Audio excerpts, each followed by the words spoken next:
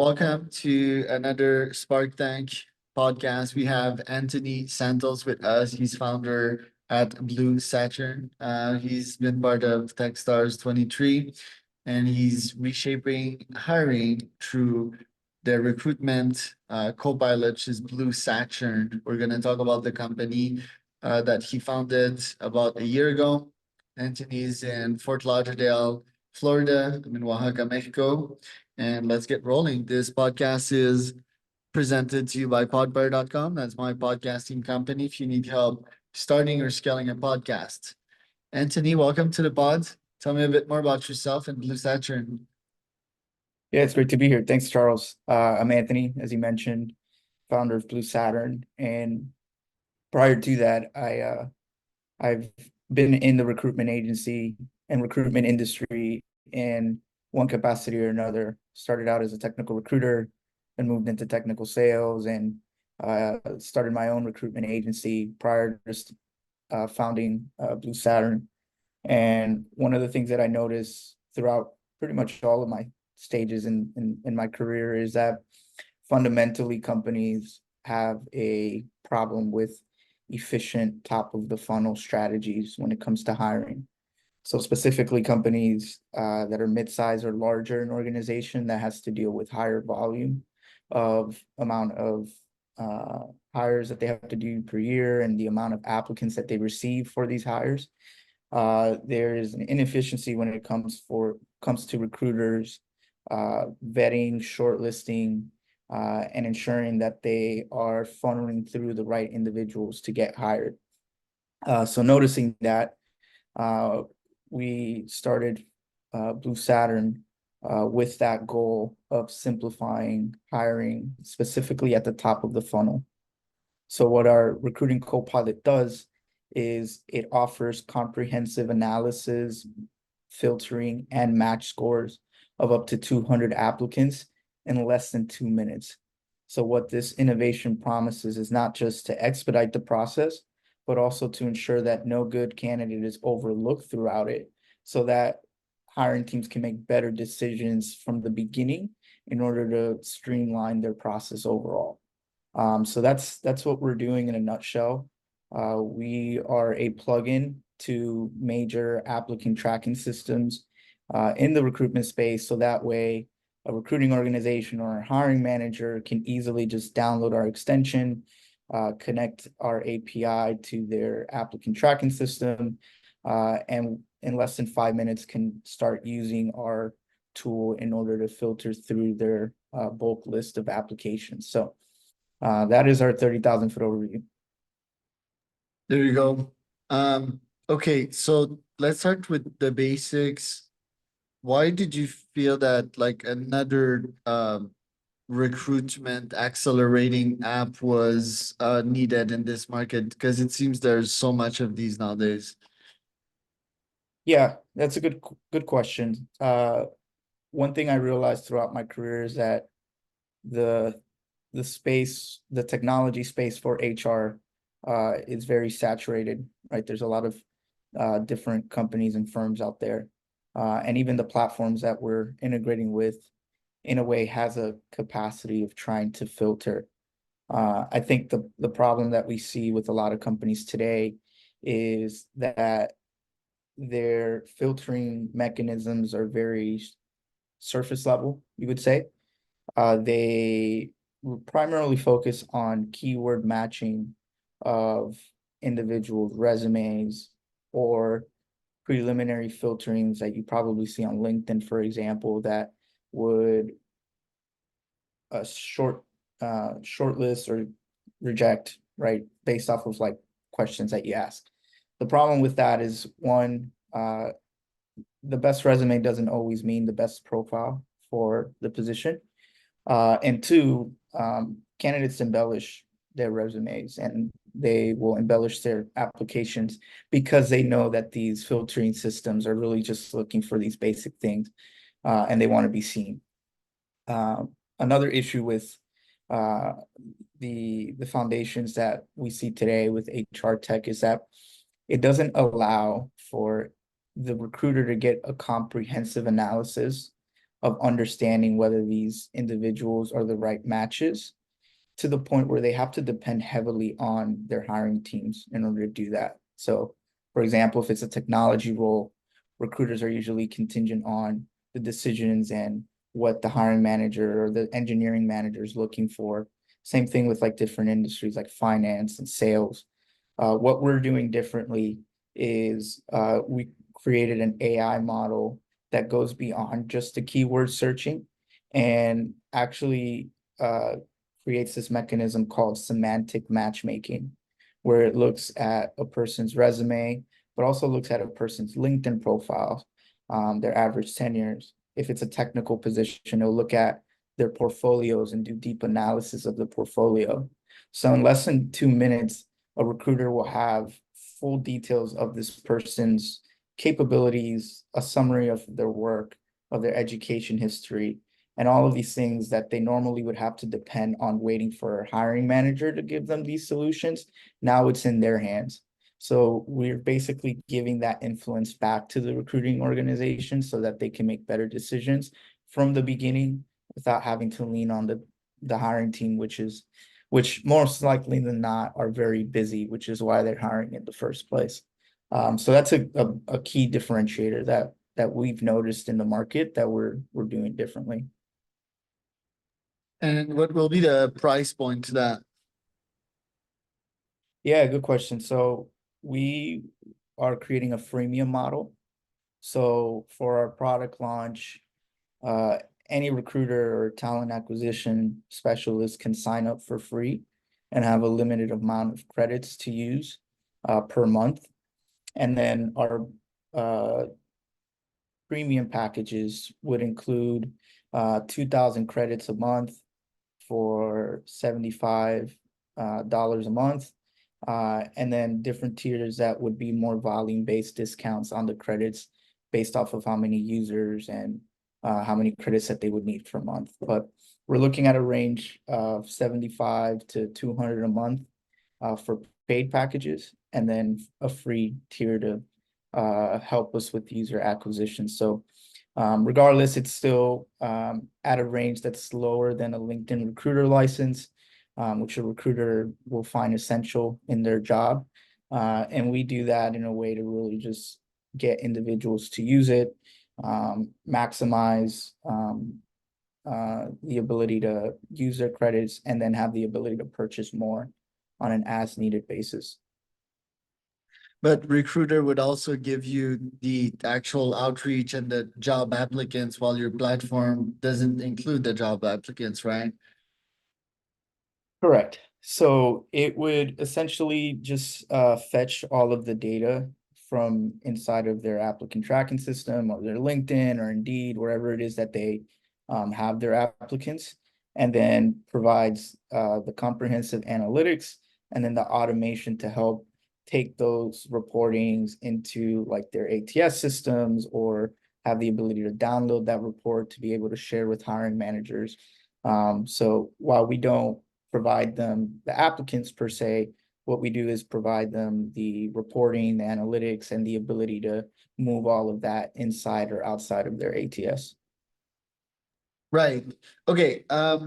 When do you actually want to launch, and what would your launch strategy look like? Yeah, so we're looking at launching this upcoming month, so in March. And we have three different approaches to our launch. So we're thinking about account-based marketing. So we're working on LinkedIn and email strategies to reach out to our ideal client personas, which are talent acquisition members inside of mid-size to larger organizations. So looking at the 200 to 800 employee company that likely use an applicant tracking system such as Greenhouse, Lever, or Ashby. So we did a research around who those ideal profiles would be, created lists, and then we're starting an email campaign with those ICPs. In addition to that, we're looking at an inbound marketing strategy. So I took the time to post and publish our launch into various platforms. such as Product Hunt, Beta List, AppSumo, these different forums where founders or talent acquisition members would look for software for what they're doing. And then the third one is leveraging integration partnership channels. So the first integration that we're completing is with Greenhouse Software. That's about complete. We're just waiting for our launch to be done with one of their beta testers. And then with that, we'll have the opportunity to join their marketplace and work closely with Greenhouse and then future applicant tracking systems in order to have that partner sales channels where a Greenhouse user can find us in their website and integrate through that channel. So we noticed those are the three primary ways: outbound, which is like LinkedIn, email. I'm also going to various conferences in the next 2 months. Inbound, which is much more focused on the product launch forums, Reddit sites, and then partnerships, working closely with the ATSs in order to create channel sales there. And how does that work to get them to feature you on their marketplace? Yeah, so there's what they call steps to integrate and being partners. So we received a sandbox to work closely with their API. We have to create support and demo documentation to share how it is that we use the tool. And then we have a beta user that is a specific customer of theirs to justify, that the product works. So upon completing those steps, you are then accepted into their partnership marketplace, where it's really like a, a platform inside of Greenhouse where users and customers can go search for different integrations and tools that connect with that system. So we would be a part of that marketplace at that point. We would also have access to a partnership manager where we can work closely on strategizing go-to-market in that front. But primarily the value add is going through all of the steps and then being accepted into their marketplace where Greenhouse customers, for example, could find you. Pretty cool. Tell me about, yeah, do you have a team currently helping you, a co-founder? Because you're the sales one. Is your co-founder the technical one? Yeah, so we do have a technical lead. He's our founding engineer. He is primarily strong in full stack engineering, but I also like to say that he's a hacker. He's just a very bright individual who knows how to figure things out. So has helped build out the AI architecture as well. We have a founding designer that previously worked at one of the top applicant tracking systems in the world that has helped us really refine our product, not just from a really nice aesthetic standpoint, but also the user experience. And then we brought in a AI consultant to help build out our large language models and our machine learning algorithms. Okay, and in terms of features, it seems to me that it's smart to launch on Greenhouse platform and be featured on their marketplace here. That's a niche that I like. It's a less crowded market and some kind of low-hanging fruits. You kind of get a free ride on their full traffic. And yeah, Greenhouse is keeps on growing. Um, Now with the features that you want to add, just yeah, not sure if like I'm wowed by what I'm seeing here, like accelerating the pipelines, find the right candidate, because there seems to be a lots of companies doing that. What would be other features that would make the end customer's experience amazing that you have in the pipeline? Yeah, so one of the things that we heard from in our customer interviews is that in addition to the struggle of like shortlisting candidates and filtering and knowing who to choose from a batch of, let's say, 200, once you do decide on who you want to shortlist, uh, how do you really streamline that interview and vetting process? So what we're doing shortly after this is creating an interview mode that will allow the users to generate specific interview kits for the candidates that they do decide to move forward. So our model will take all of the analytics, the reporting, and the applicants that they choose to move forward, and create specific interview kits, suggested questions to ask, recommended things to look for when you are interviewing them. That way, the recruiter not only knows who to shortlist, but also knows how to vet them once you do shortlist them. The third feature that we've based off of interviews that we realize is important is also the an assessment creator and interview scorer. So recruiters don't have like the subject matter expertise that they're ultimately hiring for. So what we're doing is creating our model to have the ability for users to create these assessments and these test cases that they can send out directly to the candidates that they're interviewing, and then also get an assessment score and a verifier of those things. So going back to my original point where recruiters often have to lean heavily on their hiring teams in order to make these decisions, this assessment creator and checker will allow them to mitigate that by them using their own prompts. They get the tests and assessment use cases created for them. And then once the candidates complete them, they also have the ability to check them on their own with our AI. So those are the primary two things that are in our roadmap based off of feedback we've received. Yeah, I think recruitment is a huge problem. It's not necessarily like, yeah, finding the right candidates for the next 3 to 6 months. It's also calculating their ROI, seeing if they're a good culture fit, seeing if they'll stay at the company for a while. And I don't see humans like cracking that code. I've hired and fired 1,000 employees in the last 7 years, and it's an incredibly hard problem to know who will be actually performing. I would see that AI scraping all the properties of that candidate, right? Going into the details and then having a live interview, whether through chat and or an AI avatar that would ask them a bunch of questions and the AI would make the conclusions. Because I think that us humans were so biased. When we interview people, we have our own likes and dislikes, and for that reason, we might not be good judges of who would fit a company, even a recruiter. And a recruiter's main bias is that their KPI is to actually recruit people, and they don't work with these people on a daily basis, right? So there's a follow-up problem. I love how you're attacking the problem. I believe you're in Techstars right now. So how is that playing for you?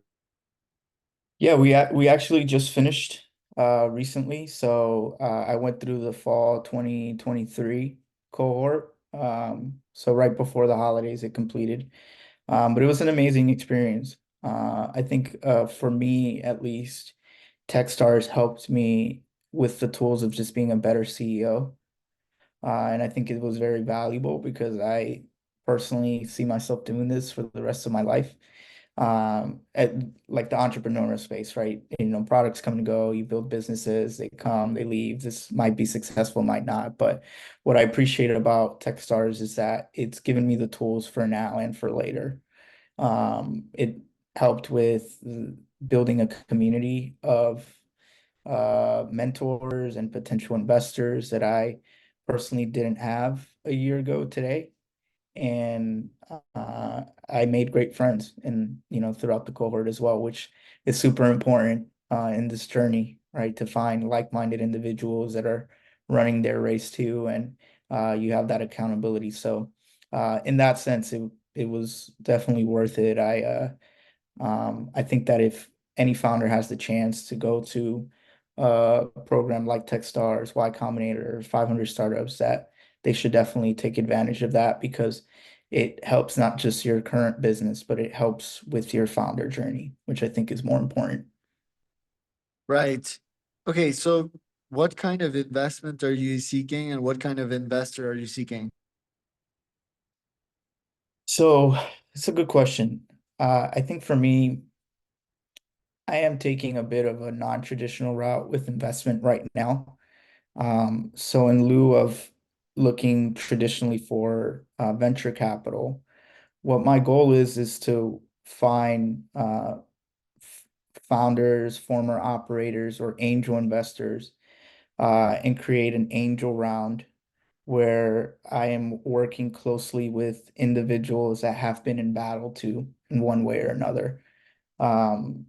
With that angel round, I want to be able to build several different things. One, become compliant, because I realized in the AI space and in the hiring space we're in, ensuring that we're protected and that we're secure with our data is really important and top of mind. And then go-to-market strategies to help us with profitability are primarily the two main goals that we want to use our funding for. And then as far as like the right individuals, like I mentioned, angel investors or operators, former founders, that are looking for founders that are really focused on profitability more than anything else. I realized like the traditional venture capital has a certain way of looking at building businesses, very focused on numbers and very focused on growth. For me personally, I want to build a business to make it profitable, right, and make it long lasting and start eventually at one point lean on its own cash flows, right? And I think from an investment standpoint, I would find more success in partnering with uh, investors that were previously business owners or really understand the startup space in order to help me with that piece or that understands that I'm a founder that's seeking that. Interesting. Okay, and last questions this year, other than the launch, what would be your top priorities?